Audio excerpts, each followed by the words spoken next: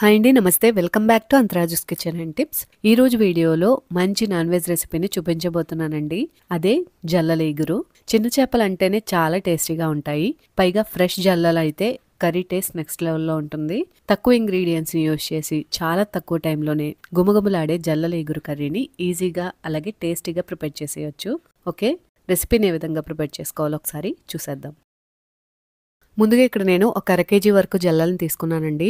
వీటిని శుభ్రంగా తెల్లగా వచ్చేటట్టు క్లీన్ చేసి తీసుకోవాలి. ఉప్పు పసుపు వేసి క్లీన్ చేసినట్లయితే నీచు వాసన అనేది రాదు. కర్రీకి అన్ని రెడీ చేసుకునే లోపు ఇలా శుభ్రం చేసుకున్న చేపలలోకి ఒక అర టీ స్పూన్ వరకు పసుపు, ఒక టీ స్పూన్ వరకు సాల్ట్, ఒక టేబుల్ స్పూన్ వరకు కారాన్ని వేసి అంతా కలిసేటట్టు చక్కగా మిక్స్ చేసుకుని పక్కన పెట్టి ఉంచండి. ఇలా చేయడం వల్ల చేపలకి ఉప్పు కారం చక్కగా లోపల వరకు పడతాయి. ఇప్పుడు స్టవ్ మీద ఒక కడాయి నుంచి అందులోకి 1.5 టేబుల్ స్పూన్ వరకు ధనియాలు, 1 టీ స్పూన్ జీలకర్ర, 3 యాలుక్కాయలు, ఒక చెక్క ముక్క, ఒక 6 లవంగాల్ని వేసి డ్రై రోస్ట్ చేసుకోండి. ఇలా మసాలా దినుసుల్ని డ్రై రోస్ట్ చేయడం వల్ల కర్రీ మరింత టేస్టీగా ఉంటుంది.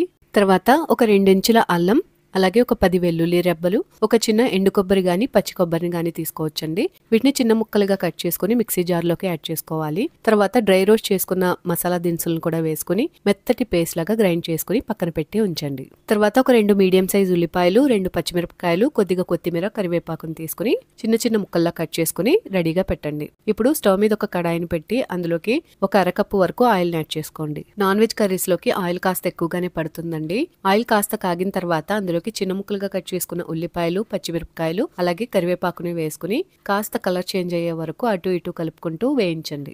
ఈ విధంగా ఉల్లిపాయలు కాస్త కలర్ చేంజ్ అయిన తర్వాత ఇప్పుడు అందులోకి మనం గ్రైండ్ చేసి పక్కన పెట్టుకున్న మసాలా ఉంది కదండి, దానిని వేసేసుకోవాలి. మసాలాను వేసిన తర్వాత ఉల్లిపాయల్లో చక్కగా కలిసేటట్టు మిక్స్ చేసుకుని కలుపుకుంటూ పచ్చి వాసన పోయి ఆయిల్ పైకి తేరేలాగా వేయించుకోవాలండి. ఈ విధంగా మసాలా అంతా చక్కగా వేగిపోయిన తర్వాత ఇప్పుడు అందులోకి ఉప్పు కారం పట్టించిన చేపల్ని వేసేయాలి. ఈ విధంగా చేపల్ని వేసిన తర్వాత కడాయిని కాస్త రౌండ్ గా టర్న్ చేసినట్టు తిప్పినట్లయితే చేపలు ఎక్కడికక్కడ సెట్ అవుతాయండి మసాలాతో పాటు.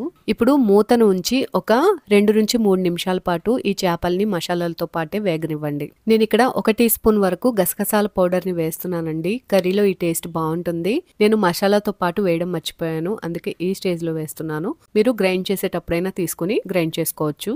తర్వాత జాగ్రత్తగా చేపల్ని విరిగిపోకుండా వెనకకి టర్న్ చేసుకోండి. ఈ విధంగా వెనకకి తిప్పిన తర్వాత కూడా ఒక 2-3 నిమిషాలు లో ఫ్లేమ్ లోనే ఉడకనివ్వండి.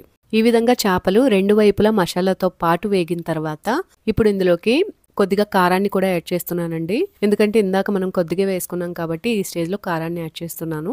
ఇక్కడ కారాన్ని మీరు తినేదానికి తగ్గట్టుగా యాడ్ చేసుకోండి. ఎక్కువ తినేటట్టయితే ఎక్కువ, తక్కువ తినేటట్టయితే తక్కువ.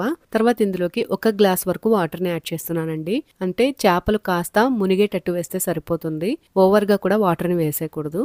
ఇలా వాటర్ ని వేసిన తర్వాత టేస్ట్ ని ఒకసారి అడ్జస్ట్ చేసుకోండి. ఉప్పు గానీ కారం గానీ ఏమైనా పడేటట్టయితే ఎక్స్ట్రా యాడ్ చేసుకోండి. ఇప్పుడు మూతను ఉంచి ఒక 10 నిమిషాల పాటు మీడియం ఫ్లేమ్ లో ఉడికించుకోండి. 10 నిమిషాల తర్వాత మూతను తీసి ఈ విధంగా రౌండ్ గా తిప్పుతున్నట్లు మిక్స్ చేసుకోండి. గరిటెని ఎక్కువగా పెట్టామంటే చేపలు విరిగిపోతాయండి, సెన్సిటివ్ గా ఉంటాయి కదా, అందుకని ఇలా టర్న్ చేసినట్టు మిక్స్ చేసుకుంటే సరిపోతుంది.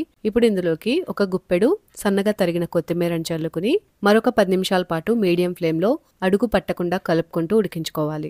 ఆయిల్ పైకి తేరుతున్నట్లయితే కర్రీ ఉడికిపోయినట్లే. గ్రేవీ కన్సిస్టెన్సీ అనేది ఏ విధంగా ఉండాలో చూసుకుని స్టవ్ ఆఫ్ చేసేసుకోవడమేనండి. అంతేనండి, ఎంతో టేస్టీగా ఉండే జల్లల ఇగురు చాలా చాలా ఈజీగా రెడీ అయిపోయింది కదా. వేడివేడి అన్నంలో ఈ కర్రీని సర్వ్ చేసుకుంటే చాలా బాగుంటుంది. చేపలు కూడా చాలా టేస్టీగా ఉంటాయి. మీరు ఒకసారి ఈ రెసిపీని ఈ విధంగానే ట్రై చేయండి. ట్రై చేసి టేస్ట్ చేసి ఎలా వచ్చిందో నాకు కామెంట్స్ లో తెలియచేయండి.